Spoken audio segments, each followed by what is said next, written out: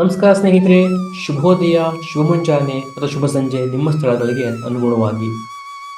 ಈ ಮಾಡರ್ನ್ ಯುಗದಲ್ಲಿ ಟೆನ್ಷನ್ನು ಅಥವಾ ಆಂಗ್ಸೈಟಿ ಯಾರಿಗೆ ತಾನೇ ಇಲ್ಲ.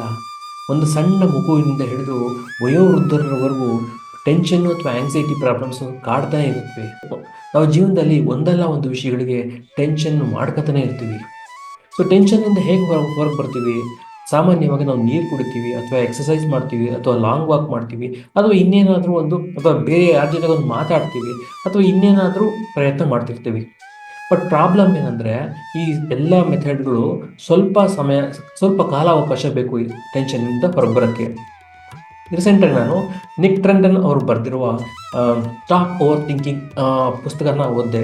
ಆ ಪುಸ್ತಕದಲ್ಲಿ ಒಂದು ಅತ್ಯದ್ಭುತವಾದ ಒಂದು ಟೆಕ್ನಿಕ್ನ ಹೇಳಿದ್ದಾರೆ. ನಮ್ಮ ಆ್ಯಂಗ್ಸೈಟಿನ ಹೇಗೆ ಹೊರಗೆ ಬರೋದು, ಅಂದರೆ ಕಡಿಮೆ ಅವಧಿಯಲ್ಲಿ ನಮ್ಮ ಆ್ಯಂಗ್ಸೈಟಿಯಿಂದ ಹೇಗೆ ಹೊರಗೆ ಬರೋದು ಎಂಬ ಟೆಕ್ನಿಕ್ನ ಅತ್ಯದ್ಭುತವಾಗಿ ನಿಕ್ ಟ್ರೆಂಟನ್ ಅವರು ಮೆನ್ಷನ್ ಮಾಡಿದ್ದಾರೆ. ಆ ಟೆಕ್ನಿಕ್ನ ನಾನು ನಿಮ್ಮ ಮುಂದೆ ಪ್ರಸ್ತುತಪಡಿಸೋಕ್ಕೆ ಪ್ರಯತ್ನ ಮಾಡ್ತೀನಿ. ನನ್ನ ಹೆಸರು ಶ್ರೀನಾಥ್ ನಟರಾಜನ್. ಇವತ್ತು ನಾನು ಆ್ಯಂಗ್ಸೈಟಿ ಅಥವಾ ಟೆನ್ಷನ್ನ ಕಡಿಮೆ ಸಮಯದಲ್ಲಿ ಹೇಗೆ ಹೊರಗೆ ಬರಬಹುದು ಎಂಬ ಟೆಕ್ನಿಕ್ನ ನಾನು ನಿಮಗೆ ನನ್ನ ಕೈಯಲ್ಲಿ ಸಾಧ್ಯವಾದ ಮಟ್ಟಿಗೆ ಪ್ರಯತ್ನ ಮಾಡ್ತೀನಿ. ಸೊ ಸ್ನೇಹಿತರೆ, ಈ ಟೆಕ್ನಿಕ್ಕು ನಮ್ಮ ಪಂಚೇಂದ್ರಿಯಗಳಿಗೆ ಸಂಬಂಧಪಟ್ಟಿದ್ದು. ಪಂಚೇಂದ್ರಿಯಗಳ ಬಗ್ಗೆ ನಿಮ್ಗೆಲ್ರಿಗೂ ಗೊತ್ತಿದೆ, ಆಲ್ಮೋಸ್ಟ್ ಎಲ್ರಿಗೂ ಗೊತ್ತಿದೆ. ಗೊತ್ತಿಲ್ಲದಿರೋರು ಈಗ ಹೇಳ್ತೀನಿ. ಪಂಚೇಂದ್ರಿಯಗಳು ಅಂದರೆ ಯಾವುವು? ನಮ್ಮ ಸ್ಪರ್ಶ ಅಂದರೆ ಚರ್ಮ, 2 ಕಣ್ಣುಗಳು, ಕಿವಿಗಳು, ಮೂಗು ಮತ್ತು ನಾಲಿಗೆ. ಸೊ ಇವುಗಳು ನಮ್ಮ ಪಂಚೇಂದ್ರಿಯಗಳು.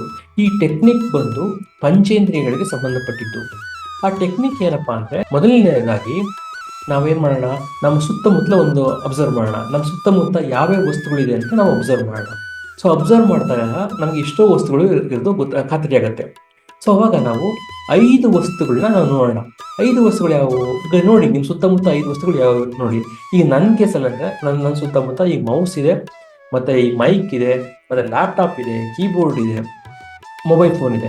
ಸೊ 5 ವಸ್ತುಗಳನ್ನ ನಾನು ಸ್ಪರ್ಶ ಮಾಡ್ತೀನಿ ಹಾಗಾಗಿ. ಸೊ ಅನಂತರ ಏನು ಮಾಡ್ತೀನಿ, 1 ಸೆಕೆಂಡ್ ಪಾಸ್ ಬಿಟ್ಬಿಟ್ಟು ನೆಕ್ಸ್ಟ್ ಇಂದ್ರಿಯ ಯಾವುದು? ಕಣ್ಣುಗಳು ನೋಡೋಣ. ಸೊ 4 ವಸ್ತುಗಳನ್ನ ನಮ್ಮ ಸುತ್ತಮುತ್ತ ಏನಿದೆ ಅದನ್ನು ನಾವು ನೋಡೋಣ. ಸೊ ನನ್ನ ಕೇಸಲ್ಲಿ ಬಂದು ಈ ಫ್ಲವರ್ ವಾಸ್ ಇದೆ, ಮತ್ತು ಲ್ಯಾಪ್ಟಾಪು, ವಾಟರ್ ಬಾಟ್ಲು, ಮತ್ತು ಸ್ಕೆಚ್ ಪೆನ್ ಇದೆ. ಸೊ ಈ 4 ವಸ್ತುಗಳನ್ನ ನಾನು ನೋಡ್ತೀನಿ. ಸೊ ನೆಕ್ಸ್ಟ್ 1 ಪಾಸ್ ಕೊಟ್ಟು ಮತ್ತೆ ಕೌಂಟ್ ರೆಡ್ಯೂಸ್ ಮಾಡೋಣ. ಸೊ ನೆಕ್ಸ್ಟ್ ಇಂದ್ರಿಯ ಯಾವ್ದು ನೋಡೋಣ? ಕಿವಿಗೆ ಕೆಲಸ ಕೊಡೋಣ. ಈ ಕಿವಿಗೆ ಅಂದರೆ ನಾವು ಶಬ್ದಗಳನ್ನ ಕೇಳಿಸ್ಕೊಳ್ಳೋಣ. ಎಷ್ಟು ಶಬ್ದಗಳ? 3 ಶಬ್ದಗಳನ್ನ ಕೇಳಿಸ್ಕೊಳ್ಳೋಣ. ಕೌಂಟ್ನ 4ರಿಂದ 3ಕ್ಕೆ ರೆಡ್ಯೂಸ್ ಆಯಿತು.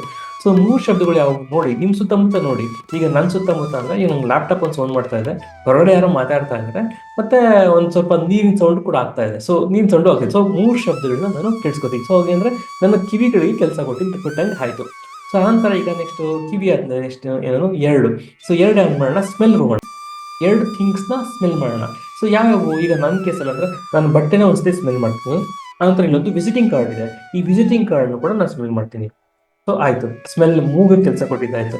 ನೆಕ್ಸ್ಟ್ ಏನು ಮಾಡೋಣ? ಬಾಯಿಗೆ ಕೆಲಸ ಕೊಡಬೇಕು. ಸೊ ಬಾಯಿಗೆ ಹೇಗೆ?